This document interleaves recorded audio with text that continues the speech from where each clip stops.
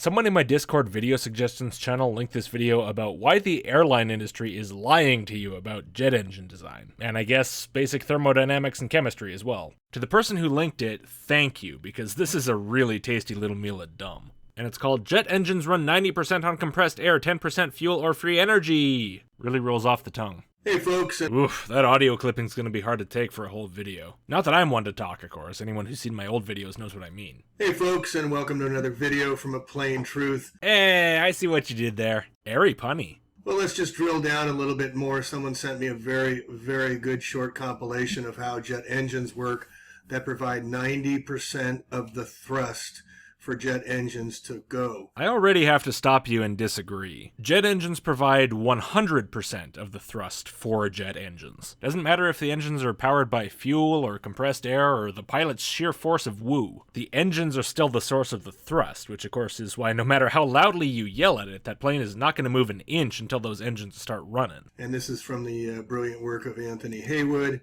showing how jet wings do not carry jet fuel. The information is overwhelming. Is it? I'm not seeing any real information so far. When I think of information about a plane wing, I think someone's going to tell me something about the plane, maybe provide some measurements, technical details, stuff like that. So what we're looking at is a picture of a 757-200 with the flaps and stuff off the wing. Here's the exact same plane, N604DL, in a slightly less torn apart state. Notice how thick the wings are on the front. Here it is again from the back, and notice how much thinner the wings get at the back, because aerodynamics. Closer in towards the body of the plane, the difference is especially large. Here's a better view on the same bit of the same type of plane, but not the same plane, with the flaps and stuff still on, of course, in this case. And here's what the wing looks like inside, if you're curious, which I'm just showing you because I got curious. It was kind of hard to find something for this specific kind of plane where it wasn't also being ripped apart in the process, but I guess that adds to the entertainment value. Now, while the picture itself might be information, Anthony doesn't provide any information about it. He just asks, see the fuel tanks? Which, I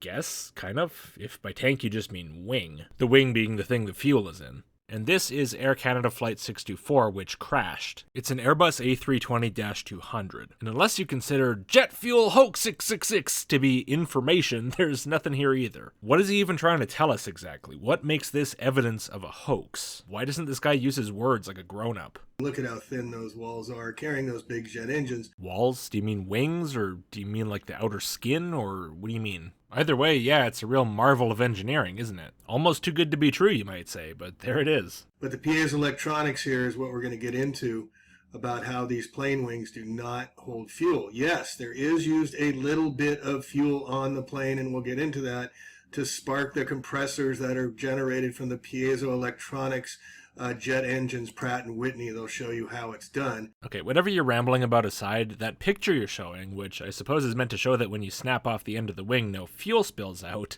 is fake. And not only is it fake, it's one of the least convincing fakes I've ever seen if it's meant to be taken seriously. If it's just a joke someone made on some airplane geek forum that you idiots are now fooling each other with, then I don't blame the creator, just you. But if it is meant to be taken seriously, it's pretty pathetic. I'll show you why. I've highlighted some of the funniest Photoshop fails for you, but look carefully, I'm sure you can find more. In case you're curious, here's the original. You'll notice it doesn't have those issues. I mean, this is your standard of evidence, dude, seriously? Did you even take a glance at that picture before you started spreading it around as evidence of some ridiculous global airline ticket price conspiracy? But as you can see here, they don't hold 40,000 gallons of fuel. Yeah, obviously I can see that. That's an Airbus A319. That plane is going to have a fuel capacity of around 23,859 liters, or 6,303 US gallons. So of course it can't hold 40,000 gallons. Who told you it was supposed to? But I think now I've identified the source of some of your confusion. Someone told you the really huge airliners hold such large amounts of fuel, and so now you think for some reason that all airliners must hold just as much, or the fuel is a lie. So now that we know for a fact that that's a problem for you, let's go back through the planes you showed. Boeing 757-200, capacity 43,490 liters, or 11,489 gallons. Not 40,000. Airbus A320-200, fuel capacity between 23,859 to 26,759 liters, or 6,303 to 7,069 gallons, assuming the optional additional center tank is not installed in the aft cargo hold, because this plane is for airline use. They want to hold cargo. and another 757-200.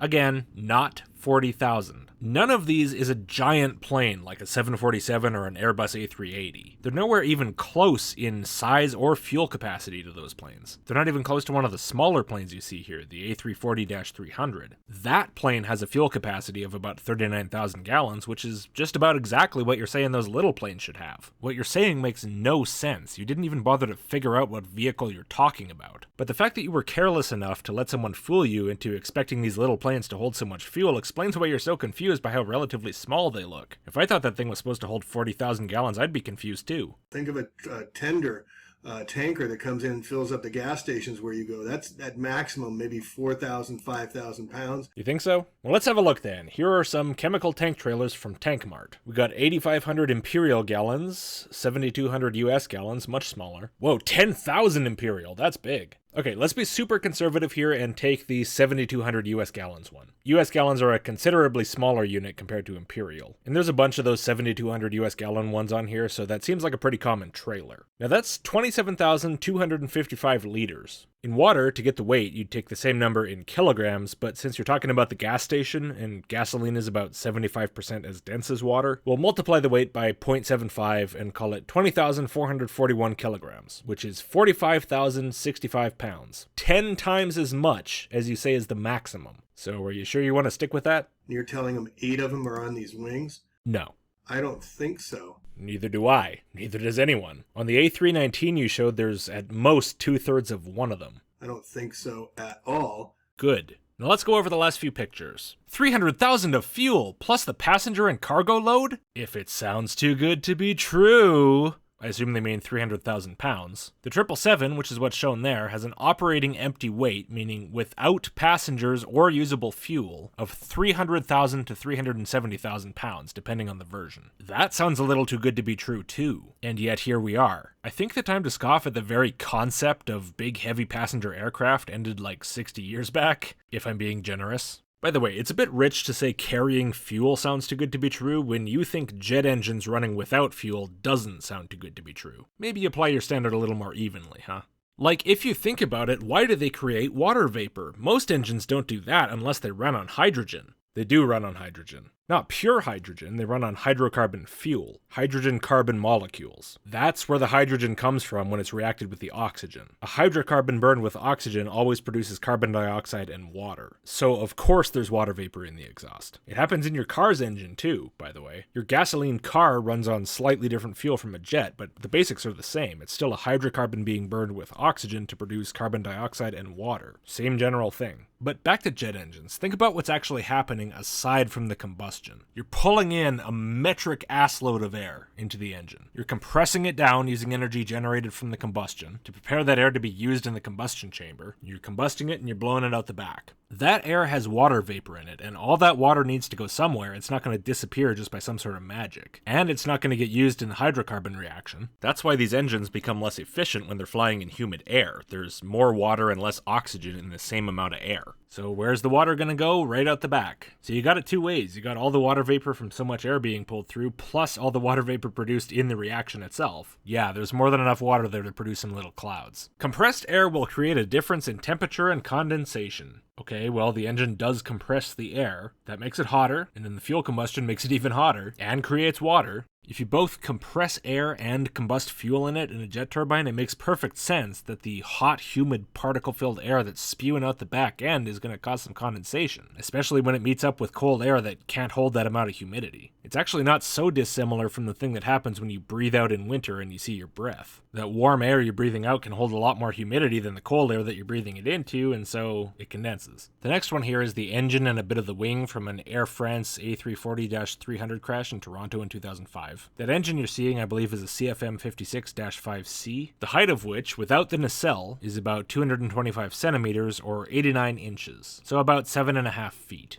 With the nacelle, which of course it has in that picture, it's taller, about a full 8 feet. So this thing's big, for sure. You'd feel pretty short next to it, but it's not so huge that it makes the perspective in the photo seem off or anything. The tank truck in the background's probably about the same height. Judging from the size of the wing from front to back, as well as the pointy thing sticking out directly behind the engine, whatever you call that, this is clearly the outer engine. And the fact that even that far out from the body, the wing is still so thick compared to the height of the engine is pretty impressive. Here's an image from Airbus's website of the A340-300 from the front. If anyone's got it to scale, they probably do. If we measure in Photoshop, we get a height of the engine of 67 pixels, and we get the height of the wing directly above the engine at 11 pixels. So it's not perfect, but at that point along the wing, it's something like 16% of the height of the engine. So if the engine's 8 feet tall, that makes that wing about 15 inches thick at that point, which might not sound like much, but it is. Measure out 15 inches on your tape measure and hold your hands that far apart. Something that thick that stretches out several meters in front of you and 30 meters to either side is a ridiculously large object.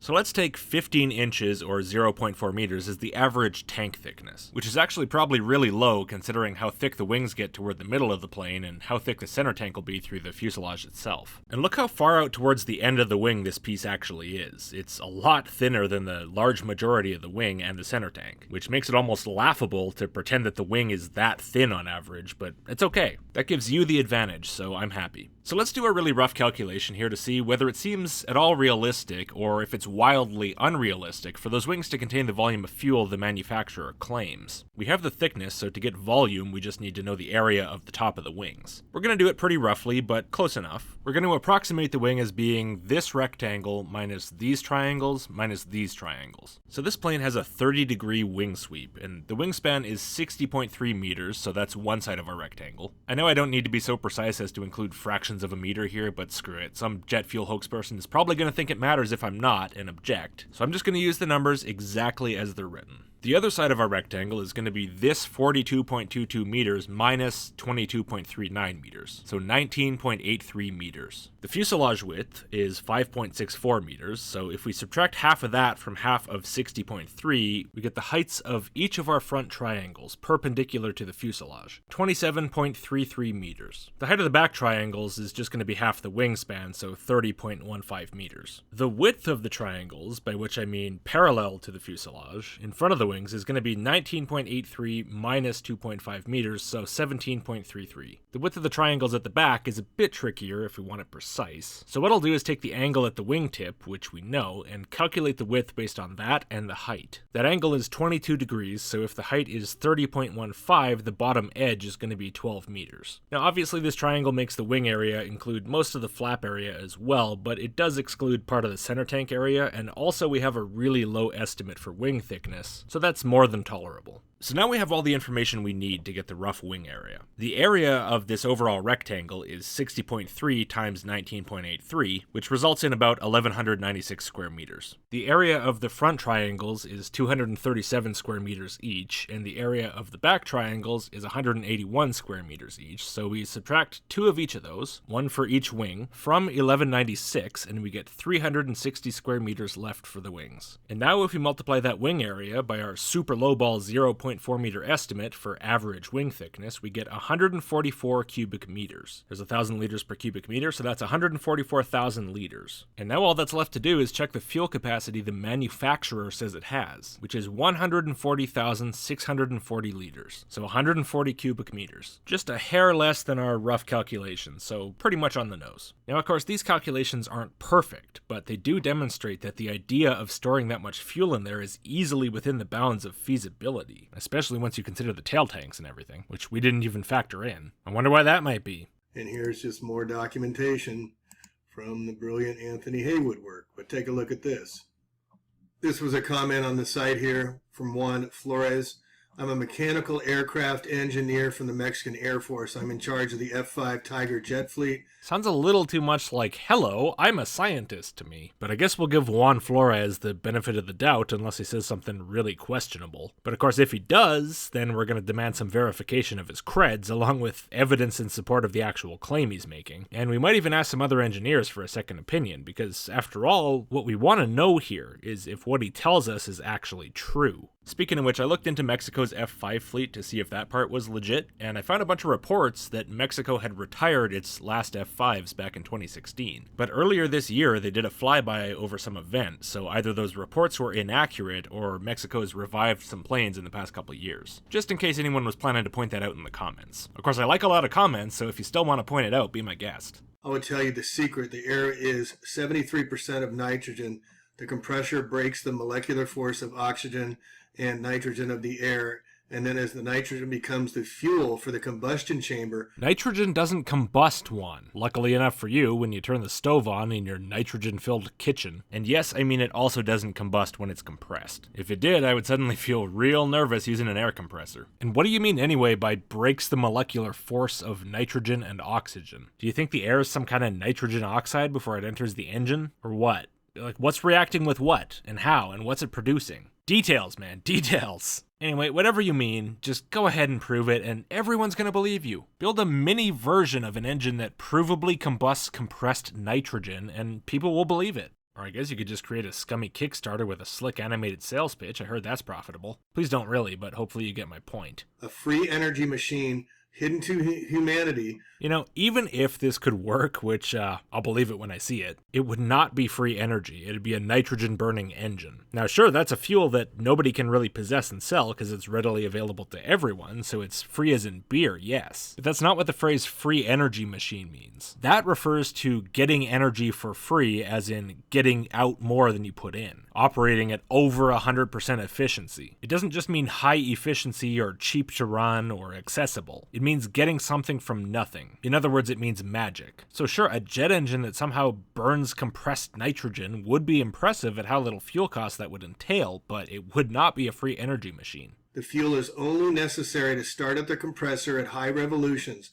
Once in high revolutions, the fuel is the air that burns the nitrogen at high compressor, at high elevations. Cool, tell this one guy to show me nitrogen combusting, and build a nitrogen combustion engine to prove it works, like I said. And if he doesn't, then what reason do I have to believe a word of what he's saying? Because after all, Tyler, who exactly is this Juan Flores person? Do you know him? Do you know he works where he says he works? Do you have reason to believe he knows better than everyone else in the industry? Or is he just some random-ass commenter making enormous assertions under your video and you have no clue who he is? It's that last one, isn't it? So what exactly makes you swallow everything he says hook, line, and sinker, regardless of whether it absolutely disagrees with every chemist, physicist, and aircraft engineer, mechanic, and schematic on the planet? Why have you chosen to take this anonymous commenter as an authority greater than all other authorities? It's just such a weird standard. This rando anon knows it all and is 100% honest just because he told you so. I guess as long as he keeps reinforcing your beliefs. But all of the,